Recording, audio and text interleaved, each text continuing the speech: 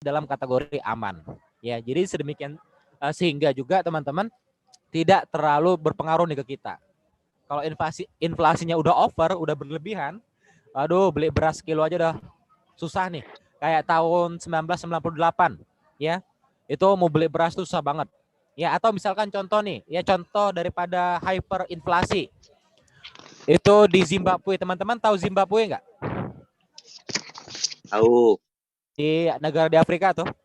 Yang satu butir telur itu 1 harus dibeli miliar. 1 miliar. Nah, beli satu butir telur itu butuh 1 miliar duit. Gitu ya, beli beras itu ya butuh 3 miliar. Jadi kita mau belanja tuh bawa uang 1 koper, teman-teman. Itu karena apa? Karena hyperinflasi namanya. Nah, kita suatu negara pasti menghindari itu. Ya, dan apa ya? Untuk itu kita harus mesti pantau-pantau juga nih, ya, tingkat inflasi negara kita. Kalau misalkan terlalu tinggi, ya, kita bisa tahu nih aksi-aksi apa yang harus kita lakukan. Apakah menahan saham kita, menjual saham kita, atau membeli saham. Ya, kemudian tingkat pengangguran. Nah, jadi semakin banyak tingkat pengangguran di suatu negara, teman-teman semua, itu bisa menjadi suatu indikator kalau negara itu sedang kesulitan. Ya, negara yang baik jika tingkat penganggurannya itu rendah. Ya, dan alhamdulillah memang untuk Indonesia sendiri ini kabar gembiranya tingkat pengangguran kita sebenarnya setiap tahun mengalami yang namanya penurunan, teman-teman semua. Jadi impian kita pada tahun 2045 sebagai masuk dalam kategori negara dengan ekonomi terbesar ke-6 di dunia ini bisa terwujud. Kenapa? Salah satu faktor indikator yang bisa kita lihat adalah penurunan tingkat pengangguran setiap tahunnya. Kan sering tuh kita lihat tuh dengar kabar Indonesia nanti tahun 2046 bakalan jadi negara terbesar nomor 6 dunia. Itu memang benar, teman-teman. Ya, jadi kalau misalnya kita ngelihat parameter makroekonominya, mungkin sekali terjadi di tahun 2046 kita jadi negara maju. Ya, salah satu negara termaju di dunia. Kemudian tingkat suku bunga, ya, seperti yang saya jelaskan di awal, ya. Nah, tujuan penetapan suku bunga ini yang dilakukan oleh Bank Indonesia. Nah, salah satu tugas Bank Indonesia kan adalah mengkontrol suku bunga. Jadi gini, teman-teman. Ya, jika di kondisi ekonomi tertentu, ya suku bunga itu harus dipangkas. Di kondisi ekonomi tertentu, suku bunga itu harus ditingkatkan. Ya, misalkan di kondisi ekonomi seperti apa ya suku bunga harus dipangkas. Ya, di kondisi ekonomi sedang, kalau misalkan ekonomi kita sedang buruk, ya, salah satu kebijakan yang bisa diambil oleh pemerintah adalah menurunkan tingkat suku bunga. Tujuannya supaya masyarakat ini ya menarik uang dari bank. Tapi bukan rush money ya. Ini beda dengan rush money ya. Kalau rush money itu kita berbondong-bondong narik seluruh uang kita dari bank. Tapi penurunan suku bunga secara bertahap ketika ekonomi kita kurang bagus, tujuannya supaya apa? Supaya peredaran uang di masyarakat itu meningkat. Ya, konsumsi domestik meningkat. Jadi indikatornya kan itu PDB, konsumsi domestik itu masuknya ke PDB ya, atau GDP ya. Jadi jika uang yang beredar di tengah masyarakat itu meningkat, ya otomatis konsumsi domestiknya juga meningkat. Nah, tapi ketika ekonominya sudah mulai membaik, ya BI rate-nya atau suku bunganya akan kembali dinaikkan. Tujuannya untuk mencegah yang namanya hyperinflasi. Ya, jadi dinaikkan suku bunganya. Ya, makin tinggi suku bunganya kan otomatis kan orang-orang berbondong-bondong nih ke nabung lagi, balik lagi nabung ke bank. Ya. Nah, contoh penerapan penurunan suku bunga ya di Jepang nih contohnya. Jepang kemarin itu ketika di awal-awal pandemi, teman-teman semua benar-benar mengalami depresi yang luar biasa nih ekonominya. Terus salah satu kebijakan yang dilakukan oleh pemerintah Jepang waktu itu adalah menurunkan suku bunga sampai minus 14%, teman-teman. Ya otomatis bayangkan di minus nih. Jadi kalau misalkan kita nabung di bank itu, ya kita yang ngebayar bank tuh, bukan bank yang ngebayar kita, tapi kita yang ngebayar bank. Ya otomatis orang nggak mau nabung di bank, ya kan? Ya narik uang lah mereka dari bank itu, kemudian uang itu beredar lah di masyarakat. Ketika uang beredar di masyarakat, ya ekonominya balik recovery bertumbuh.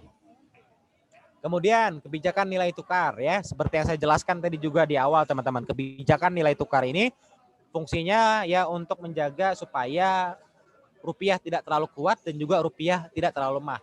Karena jika rupiah terlalu kuat nggak bagus untuk ekspor, jika rupiah terlalu lemah juga nggak bagus untuk impor. Ya, nah PDB teman-teman semua. Nah jadi atau GDP ya. Nah jadi untuk melihat PDB suatu negara teman-teman, ya kita harus mengetahui dulu rumusnya. Jadi kita bisa melihat dari rumus perhitungan ya. Nah, GDP itu sama dengan C ditambah I ditambah G ditambah dalam kurung X dikurang M. Apa maksudnya ini Kak Zari? Maksudnya adalah teman-teman ya, C-nya, jadi teman-teman, jadi kalau misalkan kita mau melihat ekonomi suatu negara, kita perhatikan yang pertama C-nya. Apa itu C? C itu adalah consumption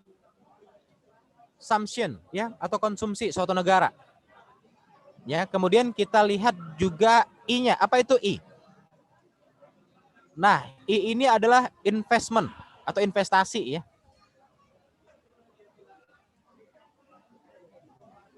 Bentar ya, saya admit dulu nih. Ya, kemudian teman-teman kita lihat juga G-nya. G-nya apa nih? G-nya adalah government expenditure atau belanja negara, ya. Kemudian ya, yang kita lihat juga di sini adalah ekspornya. Ya, bagaimana ekspor negara tersebut? M-nya adalah impor. Jadi kalau kita ingin menghitung PDB suatu negara teman-teman, jadi kita tinggal lihat aja berapa data konsumsi negara tersebut, berapa investasinya, kemudian expenditure atau belanja negara, ya impor, kemudian ditambah teman-teman, itulah hasil daripada GDP suatu negara, ya pertumbuhan ekonominya. Nah GDP, jadi GDP ini informasinya itu bisa kita dapatkan di mana? Dari berita-berita ekonomi. Berapa GDP negara Indonesia tahun 2020? Tinggal kita klik aja. Jadi nggak perlu kita ngitung manual, ya. Jadi ini saya kasih tahu aja, mana tahu teman-teman agak sedikit rajin mau ngitung sendiri ya boleh, ya. Tapi kalau misalkan nggak mau capek-capek ngitung sendiri, ya mau cari yang simpel-simpel aja Kak Zari, ya udah tinggal lihat aja. Ya tinggal berita ekonominya apakah GDP kita bagus, ya 5%, ya terus bertumbuh atau sebaliknya, ya minus. Nah, jadi indikatornya kita bisa lihat jika GDP-nya bertumbuh berarti negaranya sehat teman-teman semua. Nah, ini kan berpengaruh dong, pasti. Nah, jadi PDB Indonesia nih, ya. Ini data yang saya ambil, ini contoh pergerakan PDB Indonesia. Nah, pergerakan PDB Indonesia ini naik turun. Ya. Jadi di tahun 2016 kemarin ya PDB Indonesia itu tertinggi 5,21%. Jadi sebenarnya kalau dibandingkan PDB di era zaman Presiden Susilo Bambang Yudhoyono, teman-teman SBY, PDB kita itu mengalami penurunan. Karena rata-rata PDB kita di tahun di masa apa ya pemerintahan SBY ya itu di sekitar 6% teman-teman. Ya. Nah, PDB kita ini mengalami penurunan di era sekarang. Ya ada banyak faktor yang mengakibatkan itu. Ya. Kemudian nih naik turun, kemudian sempat menyentuh PDB tertinggi kita di tahun 2018 ya, di angka 5,27% ya. Kemudian turun lagi 2019 PDB kita itu 5,7% teman-teman semua. Ya jadi ini data terakhir yang saya update itu sampai dengan Januari tahun 2019 saja. Ini contoh ya teman-teman. Pertanyaannya berapa PDB kita di tahun 2020 di masa pandemi? Jawabannya adalah terkontraksi minus. Itu kalau nggak salah sekitar 1,4% minusnya teman-teman. Ya karena masa pandemi. Nah untuk menjaga PDB kita ini gimana sih Kak Jari? Salah satu caranya? Salah satu caranya adalah meningkatkan investasi. Ya. Nah bagaimana caranya meningkatkan investasi? Dengan mengajak teman-teman, kerabat, saudara kita untuk menjadi investor di pasar modal. Kan tadi rumusnya nih teman-teman, bisa salah satu solusi nih. Jika kita pengen meningkatkan PDB suatu negara nih, kan ada CIG, ya, X dan M. Nah, salah satu cara kita untuk kembali menyelamatkan PDB kita yang terkontraksi minus adalah dengan meningkatkan investasi. Jadi semakin besar investor di pasar modal, ini akan membantu PDB kita atau GDP kita itu recovery, teman-teman. Nah, jadi selain investasi, ya, juga salah satunya menjaga konsumsi kita. Nah, untuk itu makanya, ya, jadi yang pertama, ya, jika kita ingin membuat PDB kita kembali bertumbuh, selain investasi yang kita tingkatkan, kita mengajak kerabat saudara kita untuk menjadi investor di pasar modal. Ya, karena salah satu indikator suatu negara bisa dikatakan negara maju, sebagai negara maju kita bisa lihat berapa jumlah investornya. Nah, selain itu apa Kak Zari? Selain itu kita bisa istilahnya menjaga konsumsi kita, ya. Jadi jika konsumsi kita ini kita tetap jaga, ya, PDB kita juga bakal terjaga. Nah, for your information teman-teman, ketika masa pandemi ini, negara-negara tetangga kita seperti Singapura, Filipina, Jepang itu mengalami kontraksi ekonomi yang minusnya luar biasa, sampai 14%, sampai 16%, teman-teman. Bayangkan tuh. Indonesia alhamdulillah cuma sekitar 1 atau 2% kontraksi kita. Kenapa kita bisa aman, Kak Zari? Ya. Yes, penyebabnya adalah karena konsumsi domestik kita tuh masih terjaga tinggi. Ya, nah jadi belanja itu, jadi teman-teman kan sering tuh, mungkin teman-teman sering mendengar kalau Indonesia itu negara yang paling konsumtif di dunia, bla bla bla bla bla, nggak bagus, bla bla bla bla bla bla. Ya, ternyata ada juga sisi baiknya. Sisi baiknya adalah orang-orang Indonesia yang konsumtif ini, ya, ini membantu juga menjaga PDB kita tetap tinggi, ya. Nah, kemudian juga, ya, government expenditure itu juga akan membantu PDB kita itu terselamat dari namanya, ya, kontraksi, ya. Kalau ekspor dan impor, ya nggak terlalu lah teman-teman semua. Karena juga untuk ekspor dan impor itu kita kan juga harus mengandalkan faktor dari negara lain juga. Sementara negara lain juga ya lagi bermasalah juga ekonominya. Jadi solusinya adalah kita bisa bertindak dari internal negara kita. Kita kembali lagi ke masyarakatnya adalah salah satu cara yang bisa kita lakukan. Yang pertama menjadi investor di pasar modal. Ini akan membantu meningkatkan kembali perekonomian kita dan juga PDB kita. Kemudian adalah belanja di warung tetangga. Ya, belanja di warung tetangga ternyata apa ya istilahnya, ya kayaknya kesannya sepele sih teman-teman. Tapi jika dilakukan gotong royong beramai-ramai oleh seluruh masyarakat Indonesia, maka negara kita bisa jadi negara maju loh. Belanja di warung tetangga, jangan belanjanya di Starbucks. Ya, jangan belanjanya lagi di perusahaan luar. Ya, utamakan belanja di perusahaan-perusahaan lokal, terutama ya warung tetangga. Nah, itu bisa menjaga PDB dari negara kita. Keren ya. Mudah-mudahan bermanfaat nih untuk teman-teman infonya. Jadi teman-teman mudah-mudahan jadi tahu ya kan, oh ternyata seperti itu ya PDB itu ya. Keren juga nih pengetahuannya gitu ya, mudah-mudahan ya. Nah, ini saya mengutip ya data pertumbuhan ekonomi Indonesia kuartal 1 2020. Ya. Ini kuartal 1 berarti bulan 3 ya, Januari, Februari, Maret kemarin ya, teman-teman. Nah, ini sebelum apa ya penetapan Indonesia darurat pandemi ya, teman-teman. Sebelum Indonesia lockdown ya datanya ya. Nah, data pertumbuhan ekonomi Indonesia kuartal 1 tahun 2020. Bisnis.com. Ya, nah ini saya kutip. Jakarta, Badan Pusat Statistik Indonesia atau BPS mengumumkan ekonomi Indonesia pada kuartal 1 2020 tumbuh melambat sebesar 2,97% year on year. Nah, ini sebelum Indonesia lockdown.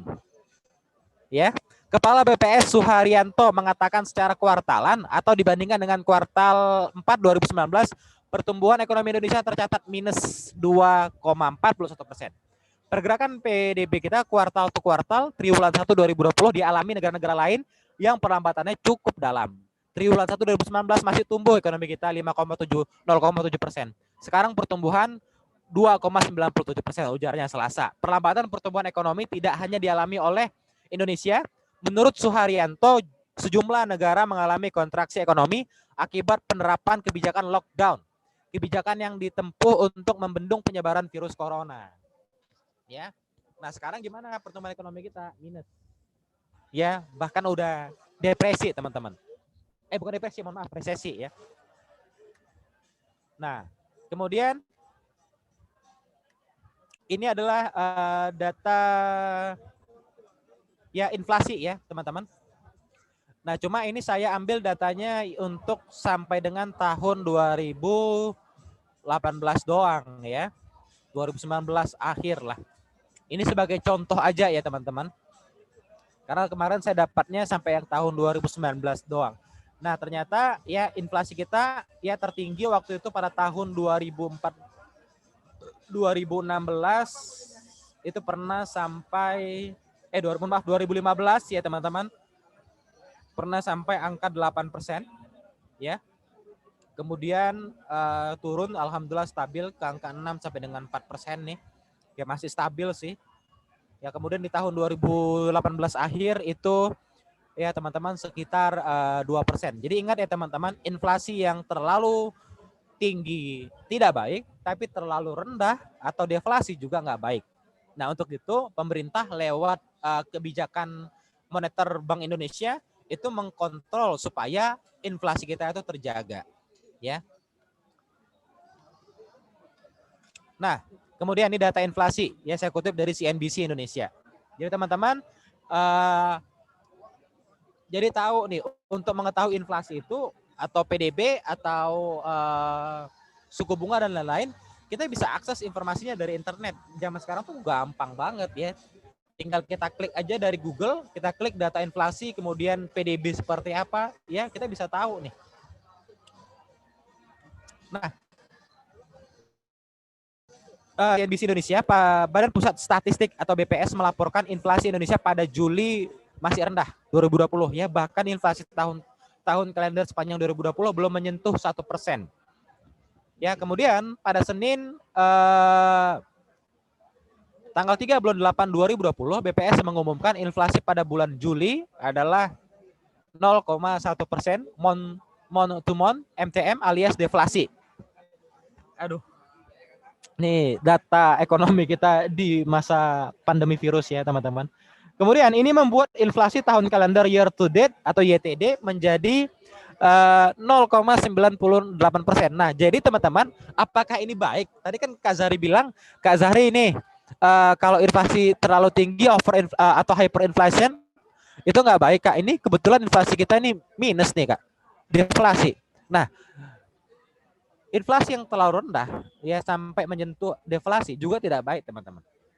Jadi angka inflasi yang baik itu di angka berapa Kak Zahri? Di angka 3 sampai dengan 4%. Ya, itu termasuk pertumbuhan inflasi yang masih wajar lah, normal lah. Tapi jika udah di atas itu atau di bawah itu kita bisa wanti-wanti ya teman-teman. Ekonomi kita sedang tidak baik-baik saja kalau seperti itu. Nah, kemudian tingkat pengangguran nih. Ya.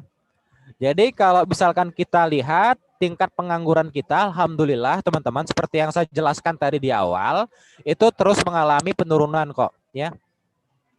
Alhamdulillah dari tahun ke tahun. Ini kabar berita baik juga ya untuk kita semua. Jadi jika pengangguran kita menurun, otomatis juga konsumsi dan lain-lain suaranya kurang terdengar, Kak. Kak, suaranya kurang keras. Kak, suaranya bisa lebih besar lagi nggak? Ini suara saya sudah kedengeran nggak nih teman-teman? Udah. Udah ya? Udah. Oke. Sip, mantap. Mantap. Kok jadi kayak suara TikTok saya? Nah, oke kita lanjut ya. Aduh, saya kayak dosen ekonomi sekarang. Serasa dosen ekonomi lagi ngajar kuliah daring. Ya, mudah-mudahan ini bisa ngebuat saya jadi menteri ekonomi ke depannya. Amin. Bercanda ya teman-teman. Bercanda. Saya jadi guru aja deh, tenaga pengajar aja udah.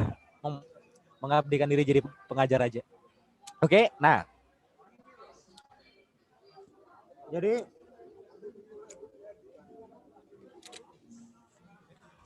mudah-mudahan teman-teman penjelasan saya ini benar-benar menggunakan bahasa yang sederhana sehingga mudah juga untuk dipahami ya untuk teman-teman semua ya. Jadi kalaupun nanti masih ada yang mau ditanyakan Ya, entah itu nanti di kelas ataupun di luar kelas, jangan sungkan-sungkan untuk bertanya ya teman-teman. Kalau mohon maaf juga kalau seandainya saya agak-agak telat ngebalas, karena terkadang chatnya itu ketimbun. Ya, jadi saya harus nge-scroll lagi ke bawah ketika lagi lengang, lagi senggang, ya, untuk ngecek nih siapa-siapa aja yang pesan-pesan dari mana aja yang masuk. Nah, jadi kita lanjut ya teman-teman semua. Nah, alhamdulillah pengangguran kita ini dari tahun ke tahun ini terus menurun ya. Yang tertinggi kemarin itu di Januari 2014 lewat data ini ya. Itu sekitar 6,2% pengangguran kita. Ya, kemudian turun menjadi 6 ya, 5,6, kemudian 5,4 ya. Terakhir di data yang saya ambil itu di tahun 2018 ya, alhamdulillah yaitu menyentuh angka 5,1%.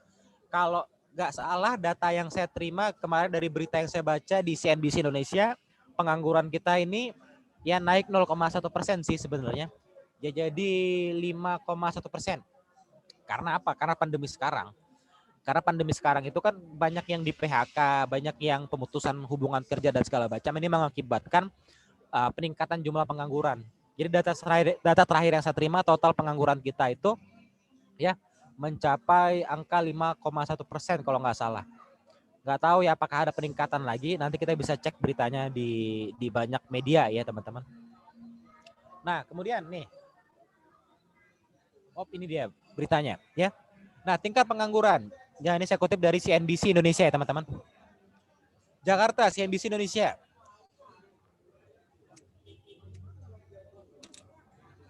Nah, sebelum pandemi COVID-19 ya, jadi Badan Pusat Statistik Indonesia BPS ini melaporkan jumlah pengangguran di Indonesia itu mencapai 6,88 juta orang teman-teman.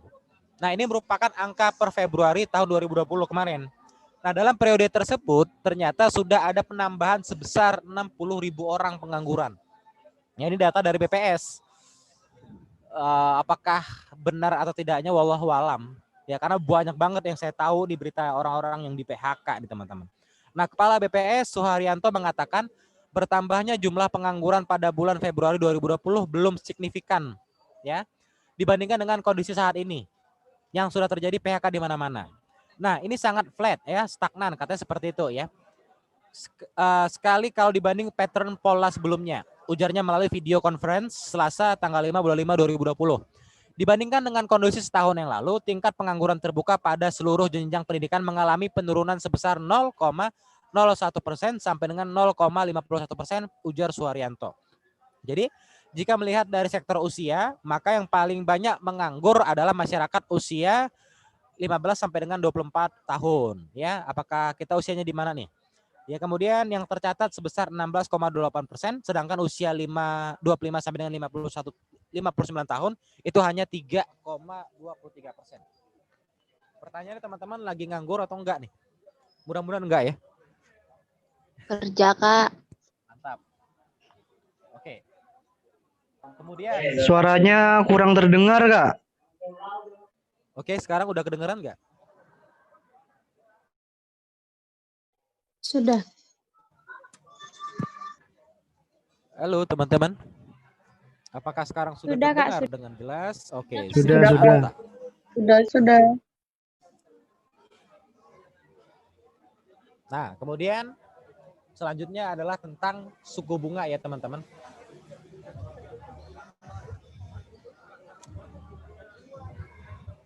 Oke, ya. Nah, ini adalah data dari suku bunga yang saya dapatkan sampai dengan tahun 2018. Ini gambaran awal aja ya.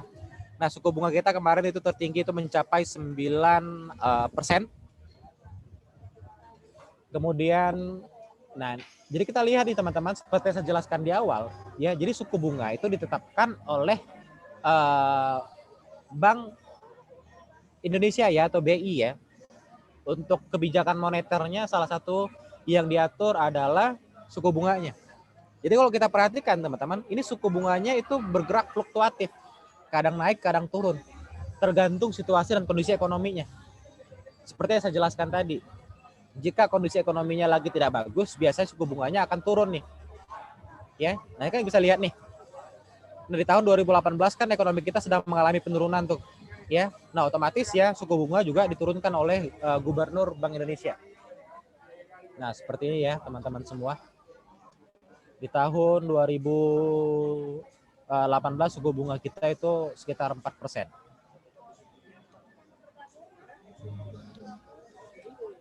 Nah, Jakarta CNN Indonesia. Rapat Dewan Gubernur Bank Indonesia (RDGBI) memutuskan untuk mempertahankan tingkat suku bunga 7 days reverse repo rate 7 DRR di posisi 4% pada September 2020. Nah, diturunkan ya. Jadi kalau kita lihat tadi sebelumnya teman-teman yang tertinggi adalah 9% nih. Ya. Karena seperti yang saya jelaskan di awal, ketika ekonomi suatu negara sedang mengalami kontraksi, maka salah satu kebijakan moneter yang dikeluarkan oleh Bank Indonesia adalah dengan menurunkan BI rate atau suku bunga. Awalnya yang tertinggi tadi adalah sekitar 9%. Nah, kemudian itu ya diturunkan di posisi 4% pada September 2020. Artinya apa? Artinya apa? Nah, dari sini kan kita bisa mengetahui nih, ya kondisi ekonomi suatu negara itu seperti apa. Ketika suku bunga naik, itu ekonominya makronya kenapa? Kalau misalkan turun, itu ekonomi makronya seperti apa? Kemudian dampaknya ke perusahaan itu gimana? Nah, kita bisa tahu dari sini. Ya. Begitu pula dengan tingkat suku bunga deposit facility dan bunga lending facility masing-masing tetap di angka 3,25% dan 4,75%. Rapat Dewan Gubernur Bank Indonesia pada tanggal 16 ya sampai dengan 17 September 2020 memutuskan untuk mempertahankan BI 7 DRR sebesar di posisi 4%. Ucap Gubernur BI Peri Warjio dalam konferensi pers hasil RDG di BI periode September 2020 secara virtual Kamis. Nah, jadi kalau misalkan gini nih. Dari regulasi kebijakan moneter yang dikeluarkan BI, yaitu salah satunya adalah penurunan suku bunga acuan atau BI rate. Oh boleh. Pertanyaannya nih teman-teman, dampaknya ke perusahaan apakah? Ya, kita belajar cara penggunaan data makroekonomi. Kira-kira yang berdampak sektor apa nih? Halo, apakah suara saya terdengar, teman-teman? Dengar, Kak. Terdengar. Nah, jadi sekali lagi ya, teman-teman, jika ada penurunan suku bunga seperti ini sebenarnya sih ada peningkatan sih. Sebelumnya suku bunganya lebih rendah dari ini. Sebelumnya itu di angka 3 atau 2%. Sekarang udah dinaikkan lagi jadi 4%. Nah, pertanyaannya, kalau suku bunga diturunkan, dampaknya ke sektor apa? Ayo. Bankan. Good, pinter. Siapa tadi yang jawab tuh? Boleh tahu dong siapa? Dari mana? Nora ya? Yes, benar teman-teman. Ya, jika suku bunga itu dinaikkan atau diturunkan, biasanya yang terdampak adalah perbankan. Nah, apa dampaknya Kak Zahri?